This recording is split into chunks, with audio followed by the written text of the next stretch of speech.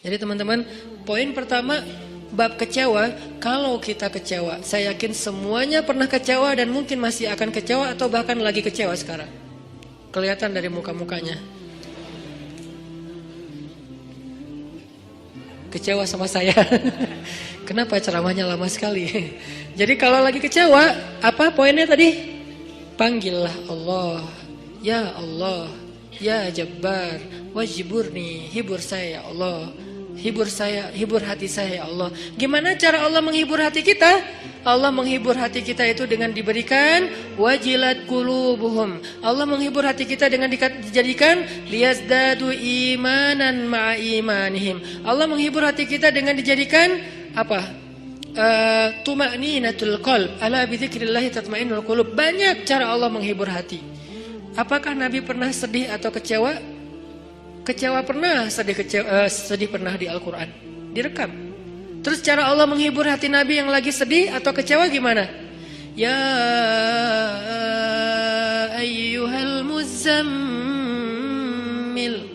qumil layla illa qalila nisfahu awil qus minhu qalila أو زد عليه ورتل القرآن ترتيلا إن ناشئة الليل هي أشد وطئا وأقوم قيلا.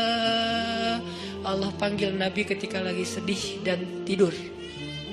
Ya ayyuhal muzammil. Ini dua kondisi Nabi lagi tidur dan dipanggil Allah. Satu, ya ayyuhal muddathir. Satu lagi, ya ayyuhal muzammil. Tidur kenapa Nabi? Bukan tidur, tertidur. Gara-gara capek seharian berdakwah dan capek seharian dibully. Dibully di mana-mana, pergi ke pasar, dibully di pasar, pergi ke tempat pertemuan, dibully di tempat pertemuan, pergi di sepanjang jalan, dibully di sepanjang jalan, pergi ke rumah keluarga besarnya, ke tetangganya, ke pamannya, ke sepupunya, dibully oleh tetangga dan keluarga besarnya. Kemanapun beliau pergi, beliau dibully, dihat, dihina, dicela seharian dari pagi.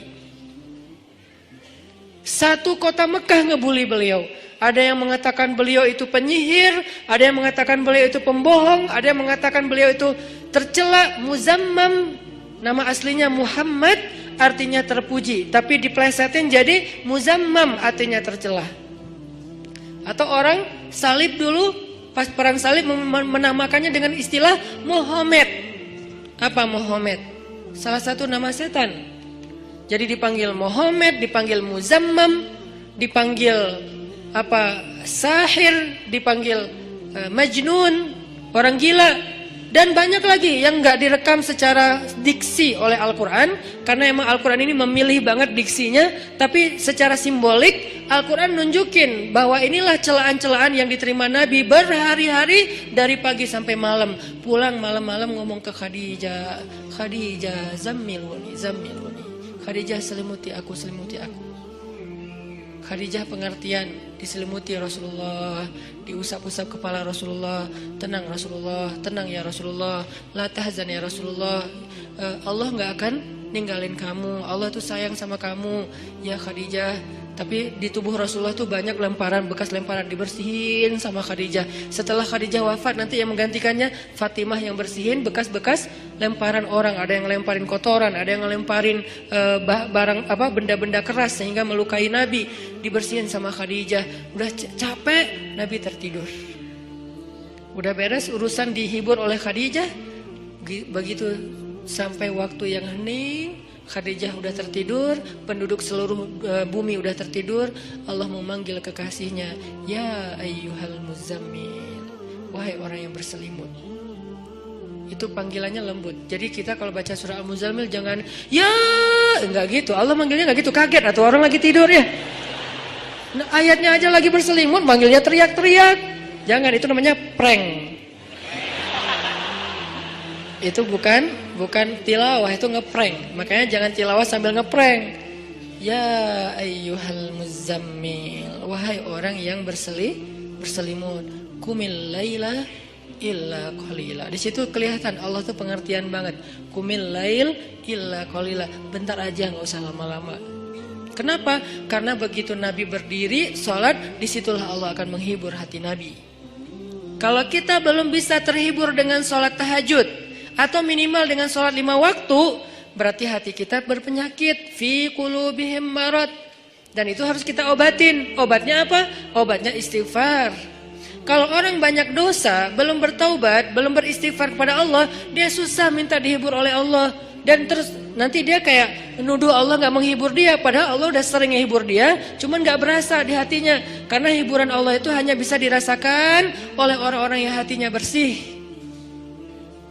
Dan cara membersihkan hati itu tazkiyatul nufus atau tazkiyatul qulub. Tathhirul qulub adalah dengan salah satunya istighfar.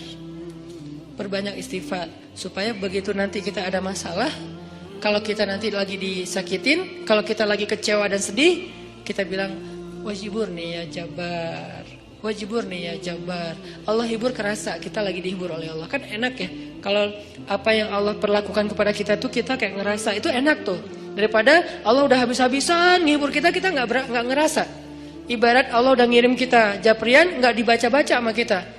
Terus nanti kita tuduh, lu kok nggak empati banget sih sama gue lagi sedih-sedihnya, gue curhat nggak dibalas-balas. Udah dibalas, nggak ada, lu aja nggak baca. Oh ya ada, banyak ternyata. Artinya nggak dibuka sama kita kan? Kenapa nggak dibuka? Mungkin pulsa kita habis, mungkin handphone kita error, mungkin apa dan segala macam kemungkinan. Nah gitu juga dengan Allah. Wa idza sa'alaka 'ibadi anni fa inni qarib. Qarib itu kalau lebih dekatnya namanya akrab.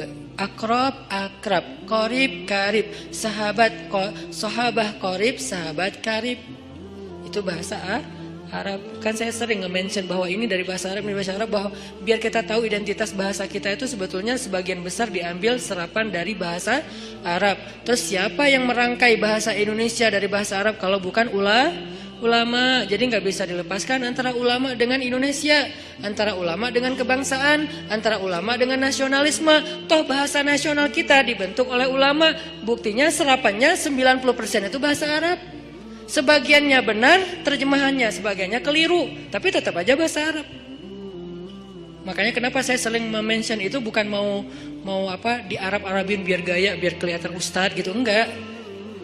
Kalau mau kelihatan Arab banget saya banyakin Arab emang itu mah. Ini enggak lagi kayak gitu. Lagi pengen menarik benang sejarah kalau bahasa kita itu emang sebetulnya bahasa Arab yang diserap. Jadi kalau ada yang agak alergi tentang Arab, saya pikir ini berlebihan. Kita nggak alergi terhadap ras, mau Arab kayak, mau Eropa kayak, mau Afrika, mau apa, ya kan itu semuanya takdir Allah kan. Emang kita bisa minta diciptain sebagai orang apa? Nggak bisa kan? Ya Allah saya pengen diciptain sebagai orang apa ya enaknya? Ini deh orang Rusia, tinggi, putih, rambutnya pirang. Ya Allah saya pengen diciptakan sebagai orang Afrika. Kenapa? Biar tawadu. Nggak gitu juga sih. Jadi kita nggak bisa request gitu kan ya. Dan orang Afrika pun sebetulnya sekarang kan jadi keren ya. Orang kulit hitam keren nggak sih? Berasa sekufu, segolongan. Kalau orang kulit hitam didiskriminasikan nggak keren, kasihan tuh. Kan kulit hitam juga sekarang jadi favorit. Bahkan banyak orang yang pengen menghitamkan kulitnya. Ini artinya ya nggak bisa request mau jadi orang apa, sehingga kita nggak boleh benci golongan ataupun ras, karena dia diciptakan kayak gitu tuh bukan pengennya dia, itu namanya sunnatullah dan takdir, itulah ketentuan Allah. Kalau kita cela rasnya, berarti kita mencela pencipta ras itu, yaitu Allah Subhanahu Wa Taala. Balik lagi ke yang tadi, intinya bahasa kita emang diserap dari bahasa Arab. Nah kita minta sama Allah. Kata Allah, inni qarib, aku dekat sama kamu. Ujibu da'watad da'i idza da'ani. Ujib dari kata jawab. Jawab bahasa Indonesia juga jawab. Jawabun, jawaban, jawabin, itu grammar. Terus salah satu yang diambil dari antara 3 bentuk grammar Arab itu kita ambil jawaban, ya, menunggu jawaban. Ada orang Indonesia yang mengatakan saya lagi menunggu jawabun. Nggak ada kan ya? Ini agak-agak aneh. Jawabin atuh, ada tuh jawabinnya. Jawab berarti yang udah ada tuh jawabin. Jawaban mah belum ada ya. Jawabin atuh yang respon apa yang tadi. Nah, oke, berarti itu bahasa Arab juga. Jawab, ban bin sama aja. Ujibu, berarti bahasa Al-Quran sendiri itu sebetulnya tanpa baca terjemah kalau kita tahu akar katanya, ya itu emang bahasa kita, bahasa Arab, bahasa Indonesia. Ujibu da'watad da'i idza da'an. Aku mengijabah, menjawab dakwah. Dakwah itu panggilan. Ujibu da'watad da'i idza da'an. Aku menjawab panggilan dai, orang yang memanggil kalau dia mendakwah atau memanggil aku.